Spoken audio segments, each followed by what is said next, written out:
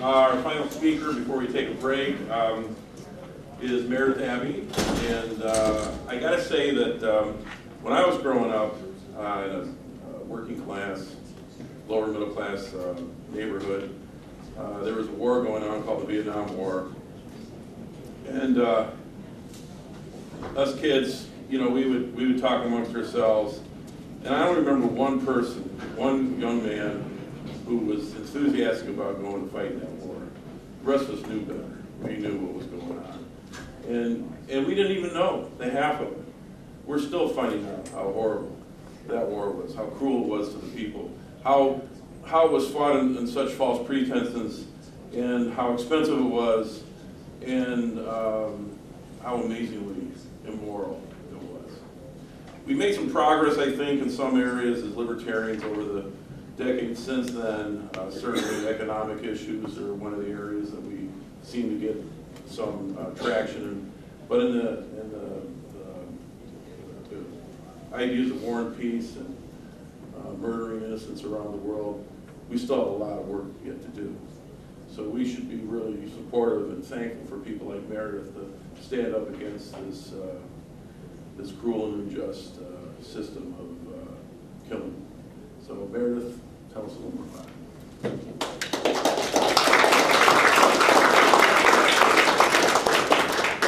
Hi, my name is Meredith, and I'm with the Anti-War Committee, which is a local grassroots organization here in Minnesota. We primarily organize in the Twin Cities, but we work with other national-based peace groups. And I'm really excited to have the opportunity to speak with you guys today. The Libertarian Party as activists have played a really important role on the national stage in addressing the issues of military spending, drones, and the increasing assault on civil liberties. And I applaud your efforts to speak out on those issues and to work with the anti-war movement to challenge both the Democrats and the Republicans. So thank you. U.S. military spending is out of control. Since 1950, the U.S. federal government has provided over $91 billion in U.S. foreign military aid. What's the impact of this military aid? Well, to be direct, it's totally counterproductive. U.S. military aid creates hatred of the United States abroad, which inevitably leads to more military conflict and then leads to more military spending.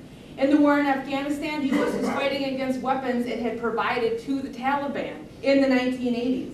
In the war on Iraq, the U.S. used weapons that it had actually sold to Iraq during the Iran and Iraq war to justify and argue that this is why Iraq is dangerous, and now we needed to go to war with Iraq.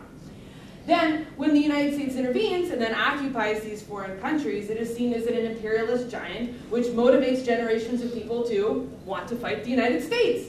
Additionally, the billions of dollars of money that the United States spends killing people abroad could be better spent here at home dealing with our own struggles and our own issues.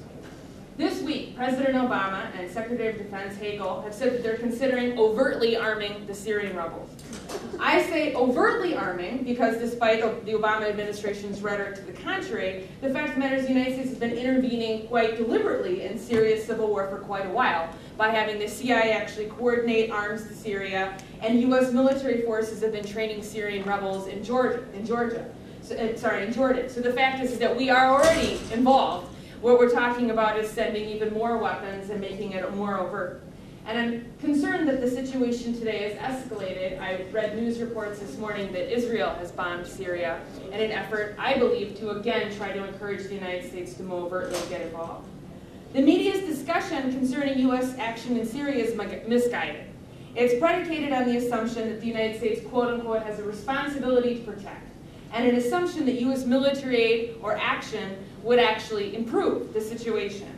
In actuality, there's no reason to not assume that U.S. weapons wouldn't end up in the hands of Islamic fundamentalists, or that the U.S. wouldn't end up occupying Syria indefinitely in order to prop up a puppet that the president would install as a Washington-friendly leader. While the reports of bloodshed, I will agree, are hard to hear about, in reality, the decision about what government to have in Syria belongs to the Syrian people, and U.S. involvement would only expand this already bloody conflict. The anti-war movement as an ally with the Libertarian Party on the topics of military spending and military intervention. We urge you to call your members of Congress to say no to U.S. intervention in Syria. A recent poll from the Pew Research Center shows that 62 of Americans oppose any intervention in Syria. We are the majority on this issue, and we need to make sure that our voices are heard. Drone warfare is also an issue that libertarians have helped bring to the national forefront. Increasingly, the U.S. is using drone warfare to do surveillance and to kill. The U.S. drone war is carried out remotely by the CIA and the Joint Special Operations Command from the U.S. and a network of secret bases around the world. Drones have been used in Afghanistan, Pakistan, Libya, Mali, and Iran. And according to the Friends Committee on National Legislation, the fiscal budget for 2012 budget included nearly $5 billion for drone research, development, and procurement. This figure represents its known costs. It doesn't include what are these classified costs, and it certainly doesn't represent the deaths of innocent people. 95% of the people who have been killed since 9/11 in these targeted killings have been killed by drones. ProPublica estimates about 3,000 people have been killed by drones. These victims of drone warfare are portrayed as terrorists or collateral damage by the U.S. government and the media. But most of the deaths are actually civilians and even children. 2 U.S. citizens have even been killed by U.S. drones, including a 16-year-old boy.